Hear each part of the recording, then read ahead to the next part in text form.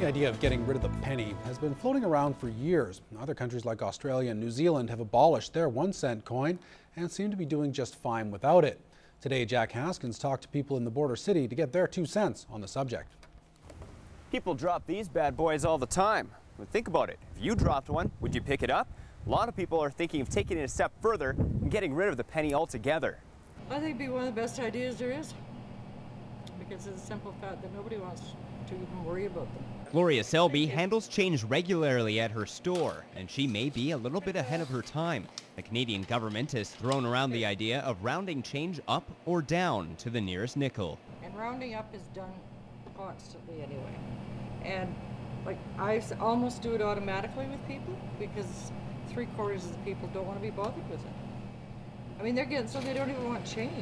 Other border city residents seem to think the same way as Gloria. I don't know. I think they just make everything more difficult. Because they're useless. I don't know. They don't serve a purpose, really. What's 4 cents? Because it's like small change. You don't use it, or you gotta count out numerous pennies. It's just a pain in the butt. There was a time where the copper coin had significant value, but now it costs approximately 2 cents to make 1 penny. From the 50s to now, a penny was worth a lot more then. You take out the inflation and the cost of goods. Also throw in the HST and the GST and the PST, like rounding out those factors is probably meant it's had some purpose recently, but rounding up is probably the way to go. The Canadian government is still evaluating what course of action would be the best to take, but for the time being, the penny isn't going anywhere. Jack Haskins, Newcap News. Well, in the world of cell phones, there are really only 2 celebrities, BlackBerry and iPhone. That's been a dilemma for buyers in recent years, but now Android phones are also increasing in popularity. Mike Badun tried to find out which one is really the better purchase. The debate continues. Blackberries are pretty good because you can they're not touchscreen, right? I love touch, not buttons. Everyone has an iPhone, everyone has a BlackBerry and whatnot, so I just figured I'd go different. So, even though the internet browser isn't as good on Blackberries, the amount of data used is almost 50% less than what's used on an iPhone. Generally, people on Blackberries have almost 0 risk of going over their data plans, whereas on the iPhones, you definitely do run that possibility. So you do have to be careful with what you're doing. The app world has expanded far beyond what people could have expected, and the iPhone has made sure it stayed at the top. The integration with the iTunes, so if you have a large music library, the iPhone is definitely the way to go in that case. BlackBerry has recently had over 2,000 job cuts, which could be a cause for concern, but don't expect them to quit anytime soon. I do know that BlackBerry does have a new product launching within the next month or so.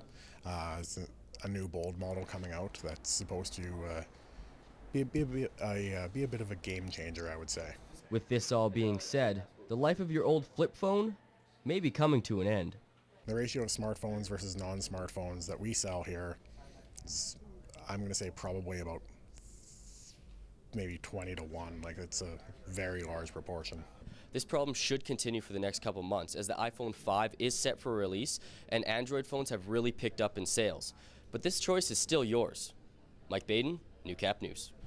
Most people enjoy being outside on a summer day, including our pets.